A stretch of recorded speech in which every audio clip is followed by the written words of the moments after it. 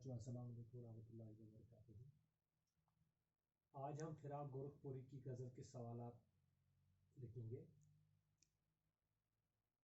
غزل number 1 کی تشریح بھی آپ نے لکھی، غزل نمبر 2 کی تشریح اور 3 کی تشریح بھی تشریح ہم نے کمپلیٹ کی، اب رہ گئے ہیں سوالات۔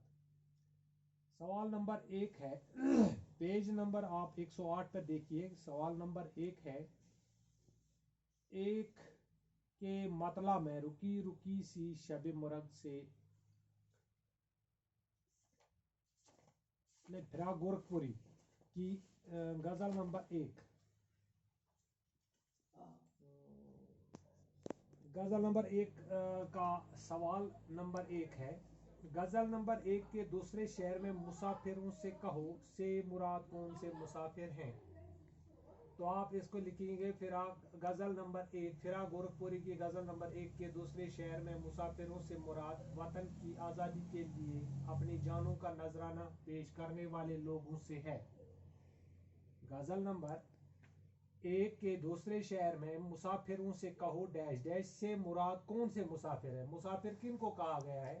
تو آپ نے غزل میں یہ پڑھا ہے، وہ لوگ جو راہ حق کے لیے یا اپنی وطن کے لیے اپنی جانوں کا نذرانہ پیش کرتے ہیں، شاید کا اس غزل میں اشارہ انہی لوگوں کی طرف ہے۔ تو اس کا جواب ہے، غزل نمبر 1 کے دوسرے شعر میں مسافروں سے مراد وطن کی آزادی کے لیے اپنی جانوں کا نذرانہ پیش کرنے والے لوگوں سے ہے۔ تو اس طرح سوال نمبر 2 ہے، دوسری غزل کے مقطع میں، مقطع لاسٹ شعر میں جس میں شاعر اپنا تخلص استعمال کرتا ہے، میں نے یہ پہلے بھی آپ کو بتایا ہے، میں احباب کا مجمع ہونے کے باوجود خاموشی کی کیا وجہ بیان کی گئی ہے؟ غزل میں خاموشی کی وجہ یہ بیان کی گئی ہے کہ محفل میں فراق موجود نہیں ہے۔ فراق ہوتا تو یہ محفل خاموش نہ رہتی، بلکہ وہ باتیں کرتا اور اپنے شعر سناتا، جس سے یہ محفل چمک اٹھتی، گویا فراق کی غیر موجودگی کی وجہ سے یہ محفل خاموش ہے۔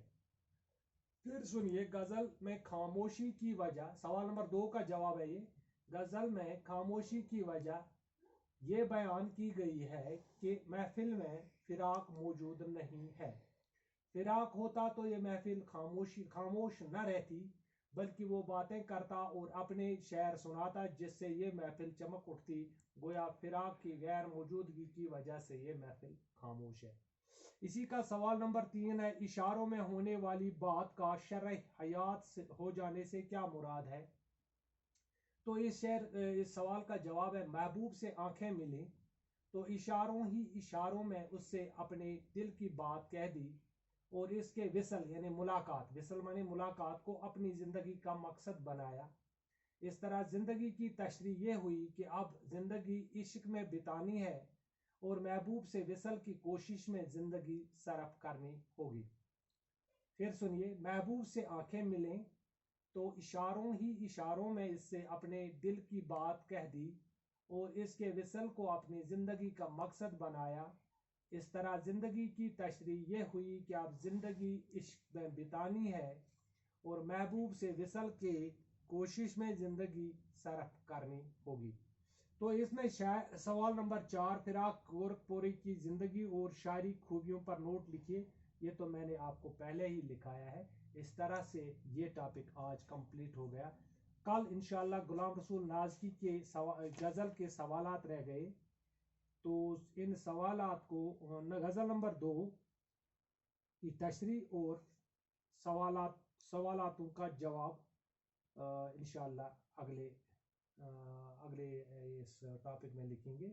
تب تک خدا حافظ۔